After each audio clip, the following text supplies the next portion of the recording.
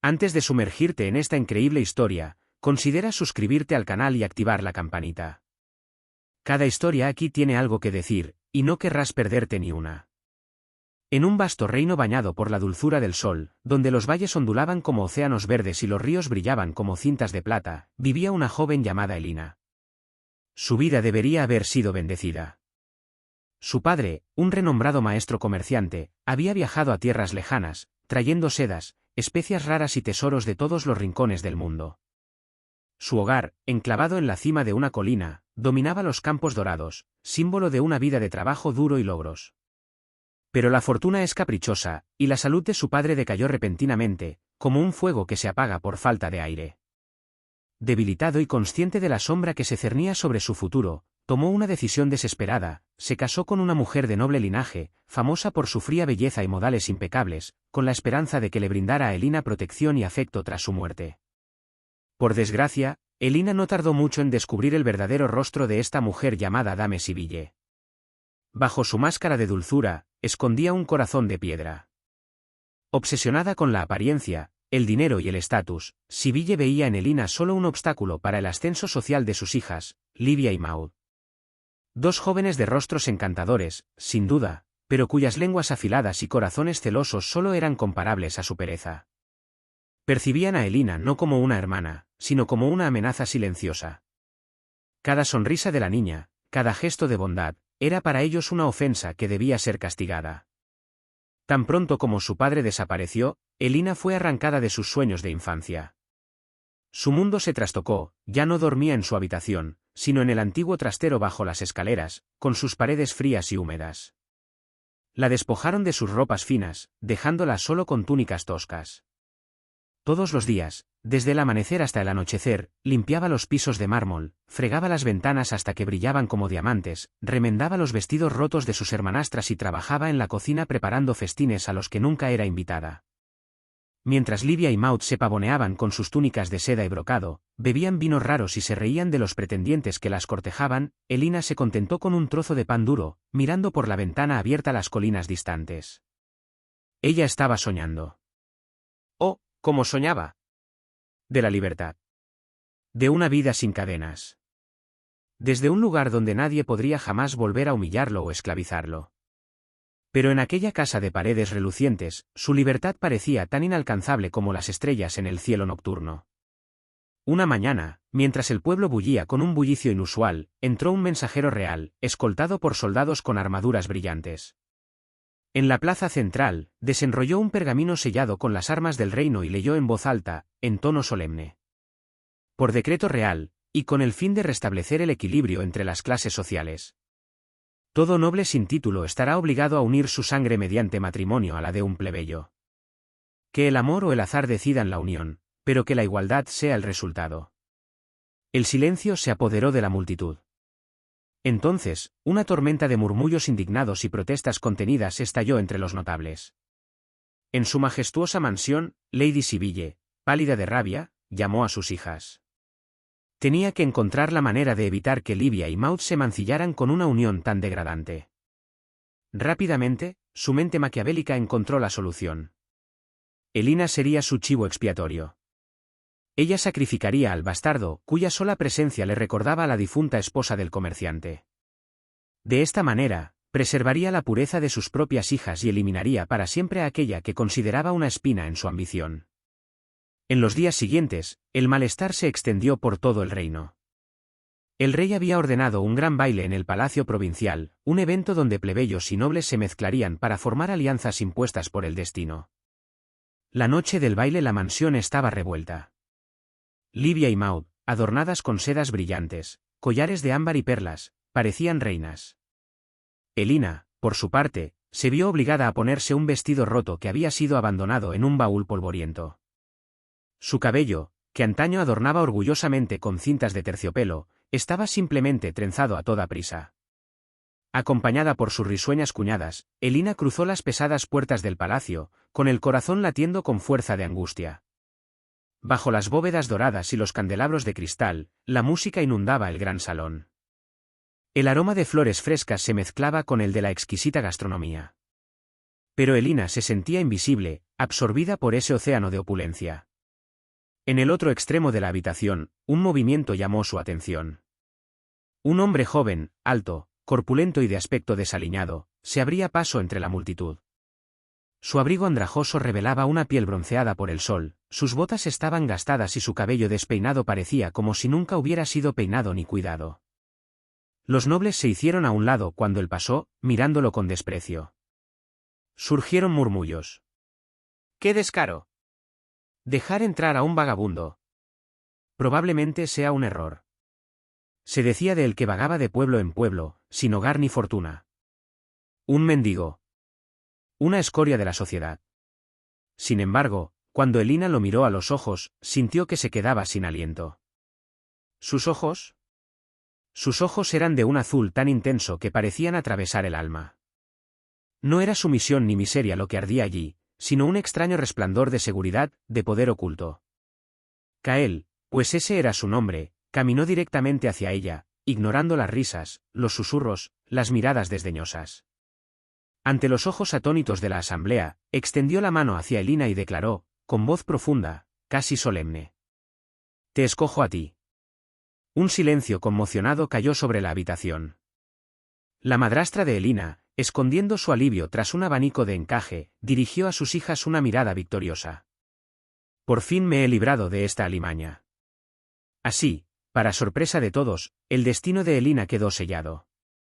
Ella sería la esposa de un mendigo. O al menos eso es lo que todos pensaban. El matrimonio se celebró con la mayor discreción. No hubo procesión deslumbrante, ni música que recorriera las calles, ni ningún vaporoso vestido blanco adornado con perlas y encajes. No. Apenas unas palabras intercambiadas ante un sacerdote cansado, en una capilla olvidada, con paredes agrietadas por el tiempo. Elina, con la mirada baja y las manos temblorosas aferrándose a los desgastados dobladillos de su vestido gris, dijo su sí con una voz apenas audible, no por amor, sino por deber. Su corazón, herido por años de humillación silenciosa, había dejado de creer en un futuro mejor. Inmediatamente después de la ceremonia, Kael la alejó del esplendor del pueblo, hasta las afueras de la ciudad. Allí, al final de un camino de tierra, había una pequeña cabaña, medio oculta bajo las ramas bajas de los viejos robles. Las contraventanas colgaban torcidas, el techo dejaba entrar la luz de la luna y el jardín era una maraña de hierba silvestre. A primera vista, era un lugar abandonado. Un lugar que parecía reflejar exactamente la tristeza de Elina. Sin embargo, cuando cruzó el umbral, no encontró ni ira ni brutalidad. Ni gritos, ni puños en alto, ni órdenes a gritos como las que tantas veces había recibido en casa de su suegra. Por el contrario, Kael mostró una reserva inesperada. Él hablaba poco, no la obligaba a nada, respetaba cada uno de sus silencios como una joya frágil. La cabaña, aunque pobre, se convirtió en un refugio discreto de la crueldad del mundo exterior. Kael reparó lo que pudo, una silla destartalada, una ventana rota. Cortó leña, pescó en el río y compartió comidas sencillas con Elina, un poco de pan, algunas verduras, a veces pescado. Él nunca se quejó. Él nunca le pidió más de lo que ella podía darle.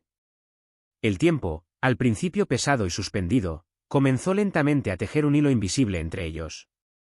Los días se acumulaban como hojas de otoño y Elina, a pesar de sí misma, iba conociendo a ese hombre misterioso. Se fijó en su extraña manera de colocar los cubiertos con precisión, de atarse las botas a la manera militar, de mantenerse erguido incluso cuando estaba cansado. A veces, cuando pensaba que ella no lo miraba, dibujaba patrones complicados en el suelo de ceniza, mapas de rutas comerciales, escudos de armas de casas nobles, símbolos codificados.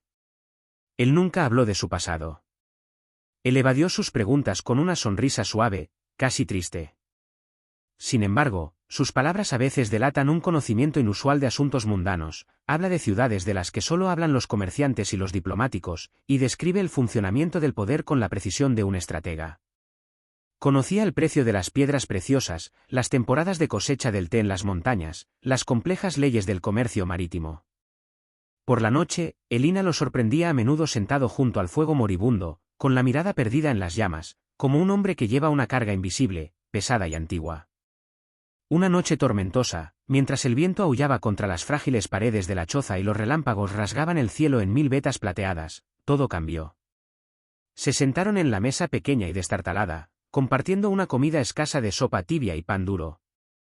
La luz parpadeante de las velas proyectaba sombras extrañas en las paredes. Kael, en silencio, jugaba mecánicamente con una miga de pan. Entonces, sin previo aviso, miró a Elina. Sus ojos brillaron con una intensidad nueva, casi dolorosa. Con voz ronca, como estrangulada por meses de silencio, murmuró: «Es hora de que sepas la verdad». Elina sintió que su corazón latía más rápido en su pecho. Kael se levantó lentamente, inclinando su silla hacia atrás sin siquiera darse cuenta.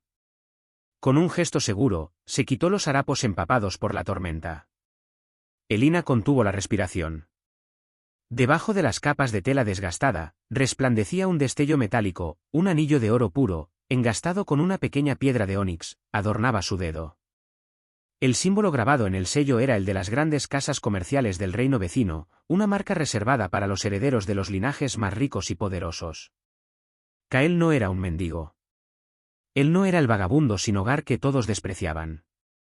Fue el último hijo de una legendaria dinastía de comerciantes, uno de los herederos más codiciados, desaparecido durante años para escapar de las conspiraciones asesinas y las ambiciones voraces de la corte. Su voz, suave pero firme, llenó la habitación. Nunca huí por debilidad, Elina. Huí para sobrevivir. Encontrar un lugar donde pueda ser visto por quien soy, no por lo que tengo. Elegí vivir humildemente para descubrir un corazón verdadero en un mundo de falsas pretensiones. Y tú, Elina, viste mi corazón. En estado de shock, Elina dejó caer su cuchara. Las lágrimas que había estado conteniendo durante años inundaron sus mejillas. Cayó de rodillas, incapaz de hablar, invadida por un torbellino de emociones, sorpresa, gratitud, miedo también, pero sobre todo una inmensa, ardiente esperanza. Kael se arrodilló frente a ella, tomando sus manos callosas entre las suyas. «Quiero darte lo que nunca tuviste, Elina», susurró con infinita ternura. «Tu libertad. Tu dignidad. Es una venganza». La tormenta exterior rugió como un eco de su tormenta interior. Pero entre ellos, en la pequeña y temblorosa choza, nació finalmente una luz indestructible. Con la nueva riqueza e influencia de Kael, se trazó un plan cuidadoso en completo secreto. No se trataba solo de venganza, se trataba de honor, reparación, renacimiento. Elina, transformada, ya no era la jovencita delgada y vestida con harapos. Su porte ahora exudaba una gracia natural, una tranquila seguridad. Sus vestidos, confeccionados con suntuosas telas traídas de los 4 puntos cardinales del mundo, sedas brillantes, brocados dorados, terciopelos de colores intensos, fluían tras ella como un eco de su dignidad recuperada. Su cabello, antaño recogido apresuradamente para las tareas domésticas, caía en ondas pesadas y brillantes, enmarcando su rostro iluminado con una nueva luz. Cuando regresó al pueblo, nadie la reconoció. Ni siquiera aquellos que una vez la menospreciaron, la abrumaron con órdenes y burlas. Para todos los demás, ella era simplemente una viajera noble, una extranjera misteriosa con modales exquisitos y una riqueza incalculable. Bajo un nombre falso, señora Solena, Elina comenzó su trabajo. Contrató notarios, contables y emisarios que discretamente compraron las aplastantes deudas que la madrastra y sus hijas habían contraído debido a su avaricia y su vida extravagante. Se habían arruinado en banquetes ostentosos, en galas inútiles, en ambiciones excesivas. Ahora, sin saberlo, cada hectárea de su tierra, cada piedra de su casa, cada joya familiar había quedado bajo el control de Elina. Con precisión quirúrgica, apretó suavemente el tornillo de banco. La madrastra orgullosa y arrogante sintió las garras de la pobreza sin comprender su causa. Las celebraciones se hicieron escasas, las deudas se acumularon y pronto incluso sus túnicas de seda empezaron a mostrar signos de desgaste.